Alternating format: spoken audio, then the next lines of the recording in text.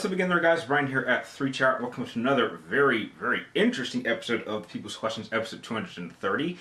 This time we got probably the largest flood of newbies that I've had in some time, with a lot of really interesting questions that I think is going to make this episode extremely special. So jump right into the first question, coming from a regular of mine going by the name of Nero Cisana. Hope I said that right because I'm really bad with names. And you want to know, what did I think of the new trailer for Star Wars Rebels Season 3? Well, the big shocker, Grand Admiral Thrawn is back, kind of earlier than in the original Legends continuity, but you know, I'm real curious to see what they're going to do with his character. I like how Ezra got a new look. Looks like we'll be kind of delving more into his own darkness. Darth Maul's back, Kanan's back. Looks like we're definitely going to be heading more towards the Rebels.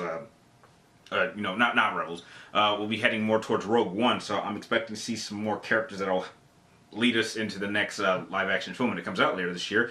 But yeah, overall, it was a very, very, very, very interesting trailer. I'm pumped up for it. The next question comes from the first newbie of the episode. Welcome to the channel, Miss, I'm guessing, Ladybug012. And you want to know, am I going to do a live stream full walkthrough of Final Fantasy 15 when it comes out? I'm not sure. I've wanted to do live streams before, but no one really ever seems interested in really watching me play a game. I mean, I've done a couple live streams, but no one really comes to see it. And the funny thing is when I do Let's Plays or live streams, I'm fairly quiet.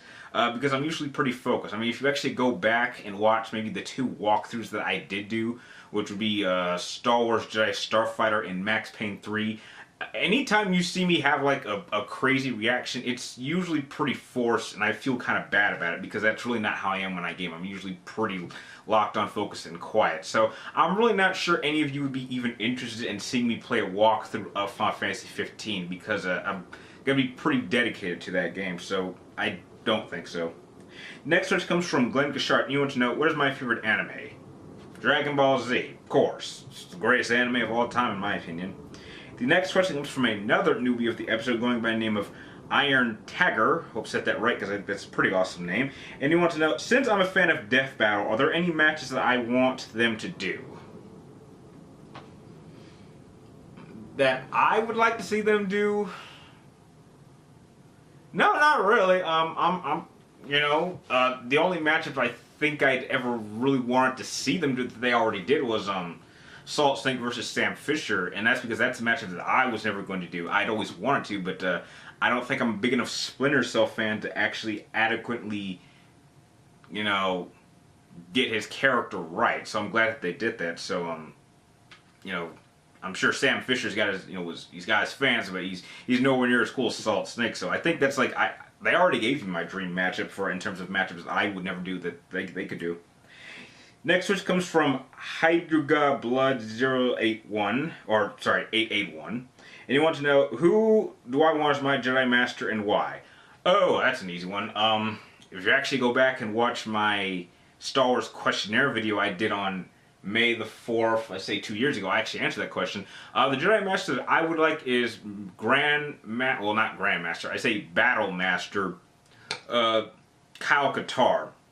And I would like him as my master because his viewpoint of the Force is very similar to Plo Koon's, but I think he has a lot more, let's say, tools at his disposal. He kind of steps in the realms of both the light and the dark side of the Force, but he clearly makes the statement that a power's ability does not make it either good or evil. It's how it's used, and that's something that I very much believe in. So abilities like choking or force crush or force lightning, which is, you know, a staple for Darksiders, I do believe those could be used for good intentions, and he was someone who definitely believed in that too. Not many Jedi did, so that's really the main reason I would want him as my Jedi Master above anyone else.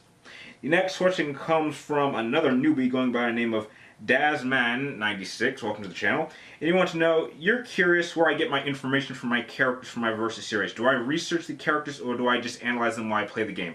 It's actually a mixture of both. Every character that I use in my Versus series is generally a character that I have experience with, or I've played with several times. So every character that I've used has either been in a game or part of a franchise that I've known for a very, very long time, which is why I usually will stick with something like Final Fantasy or Metal Gear or Resident Evil, because these are games that I've been playing for years, and I know these characters very, very well, and so I have an inside knowledge of how they would operate in a certain situation against a certain character. However, there are many times where there's parts of their characters that I was not aware of that the game does not make very clear, and that's where the outside research comes from. So it really is a mixture of both. And so you can say that overall these characters are just my interpretation, which is why I get several people that'll defend both sides saying, you know, this is why you're right, Brian, or I didn't know this about the character, or this is why this character would be able to win because this character can do this. And so it's always a learning process, which is what makes these verse series for me very, very fun to do. So it's a mixture of both. The next question comes from another regular of mine, going by the name of JDS4696, and you want to know, do I believe that Death Stranding will be Hideo Kojima's best video game? We don't really know anything about it, so until I see some gameplay for it, I can't really give a definitive opinion on that. However, I think it's going to be really, really hard or damn near impossible for him to top Metal Gear Solid 3, because to this day, that still remains my all-time favorite, not just game of his, but my all-time favorite game of all time. So, you know, he's going to have to do something really, really, really impressive to top that. The next question comes from another newbie going by the name of Vanilla Gear, cool name. You want to know, do I or have I ever watched The X-Files, and if so, what is my favorite episode and why? I've seen maybe a few episodes of The X-Files, but I can't really say I'm a fan of it. I've seen both the films, and I can definitely say that the first film is definitely a lot better than the second film. I'm not sure if they should even do a third one. But I can't really say I'm a big enough fan to really say what my favorite episode is. They're all kind of weird, so no. The next question comes from another newbie going by the name of Wong Lu Wong. I hope I said that right. And you want to know, will I buy a PlayStation 4 Neo? No. I already own 3 PlayStation 4s. I bought a 4th one for my brother, so I don't see a need to buy a 5th PlayStation 4. And they've already said that you don't need to get a PlayStation 4 Neo in order to play future games. They're not going to make any exclusive PlayStation 4 Neo games as far as I'm concerned. So no, I have no intention on buying another one. And the next question comes from Ace Arcade, and you want to know, will I be getting the Mini NES in November? Probably not. NES was kind of before my time, so if there was any miniature of anything that I would consider getting, it might be the Super NES, because I would say that's the first real console that I got into playing. It's not the first one that I personally owned myself, but my cousin had it and he would bring it over all the time, so that was like my first main console exposure. So no, I really don't have any reason to get the NES, because that's just before my time. The next question comes from Matthew Keller. You want to know, what are my top 5 least favorite movie franchises? Okay, Twilight, Hunger Games, any Disney film that's come out in the last 5 years. I know that's a bunch of franchises. Probably the next 2 main story Star Wars movies, because I've really hated Episode 7, and I have no intention on watching Episodes 8 and 9 as long as there's certain characters hanging around. I'm definitely going to check out the anthology films. I'm pumped up for that one. And I guess a 5th one, probably the Resident Evil movies. I'll openly admit that I think the first one is actually pretty good, but after that it just goes downhill from there, and they have been shitting on this franchise and movie franchise ever since. So I guess those are my top 5. And the last, 2 more questions. The next question comes from senselesscarpino, and you want to know, what are my thoughts on a live action, or what do you know? I just mentioned this. What are my thoughts on the live action and animated Resident Evil movies? Well, the 2 Resident Evil movies, Degeneration and Damnation, are great films. If you're a Resident Evil fan, you will love them. But in terms of the films, the live action ones, all of them except the first one are absolutely crap, because they have this tendency to just make Alice way overpowered, and they go out of their way to kind of shit all over the main Resident Evil characters that we want to see take the front. Like, I'll never forget, like, the most insulting line I had ever heard in a Resident Evil movie was, I believe it was in the second one, Resident Evil Apocalypse. It was while they were in the hospital, and Jill Valentine is to have said to Alice, "Wow, I'm good, but I'm not that good," which was just totally insulting. And then the fact, I think the last shot of the last one is now Wesker's a good guy. What the hell did they do to these characters? They are completely unrecognizable, and it's just, it's insulting. And the last question comes from Macho Wesker 17, who had my favorite question of the episode, and he wants to know who or what gave you my idea to start making videos on YouTube.